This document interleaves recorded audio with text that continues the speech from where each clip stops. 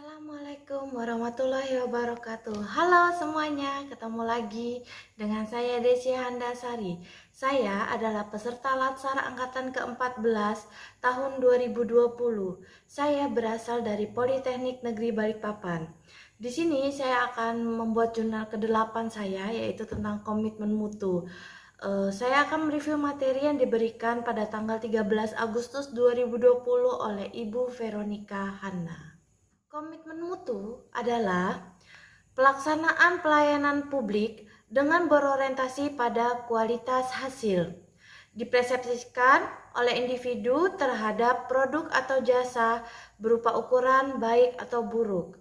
Bidang apapun yang menjadi tanggung jawab pegawai negeri sipil, semua mesti dilaksanakan secara optimal agar dapat memberi kepuasan kepada stakeholdernya. Nilai dasar komitmen mutu adalah efektivitas layanan. Itu adalah menunjukkan ketepatan capaian target layanan dilihat dari jadwal kerja, durasi, biaya, dan harapan. Yang kedua ada efisiensi layanan, yaitu menunjukkan proses layanan yang tidak berdampak pada pemborosan. Diukur dari penggunaan waktu kerja, biaya yang harus dibayarkan, tenaga atau energi yang dikeluarkan untuk mencapai target dan mewujudkan harapan. Yang ketiga ada inovasi layanan.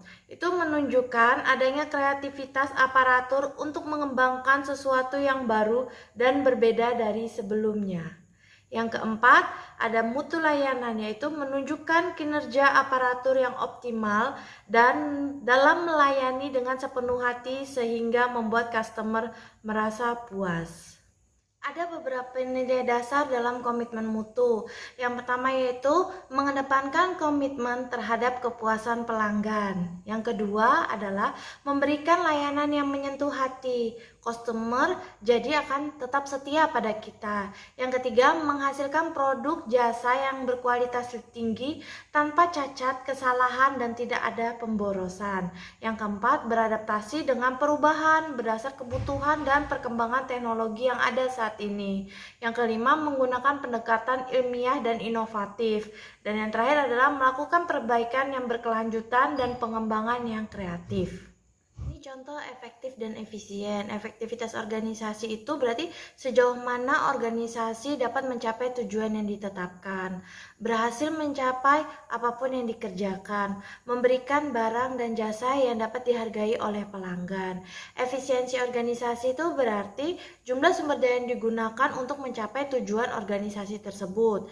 Efisien organisasi ditentukan oleh berapa banyak bahan baku, uang, atau manusia yang dibutuhkan untuk menghasilkan jumlah keluaran tertentu.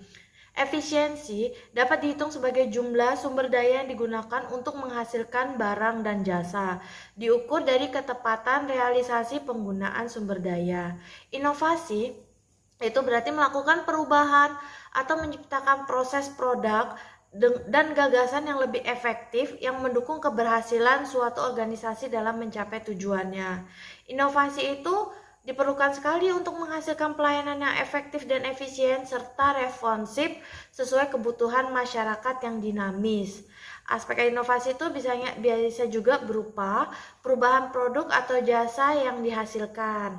Terus proses produksinya, nilai-nilai kelembagaan, perubahan cara kerja, teknologi yang digunakan, layanan sistem manajemen ataupun mindset orang dalam organisasi. Mutu. Dan mutu itu adalah suatu kondisi dinamis yang berkaitan dengan produk, jasa, manusia, proses, dan lingkungan yang sesuai atau bahkan melebihi harapan konsumen atau penggunanya. Mutu bergantung pada persepsi individual berdasarkan kesesuaian nilai yang terkandung di dalamnya dengan kebutuhan dan keinginan tanpa kesalahan dan pemborosan. Di sini saya juga mau menjelaskan intisari dari ini semua adalah saya sebagai seorang ASN, saya harus memberikan layanan kepada publik secara jujur, tanggap, cepat, tepat, akurat, berdaya guna, berhasil guna, dan santun. Sebagai seorang pengajar, komitmen mutu tuh sangat penting agar kita dapat menghasilkan mahasiswa yang berkualitas juga. Karena tugas saya adalah mencerdaskan generasi penerus bangsa. Jadi, saya memiliki komitmen mutu yang tertuang di dalam SKP saya.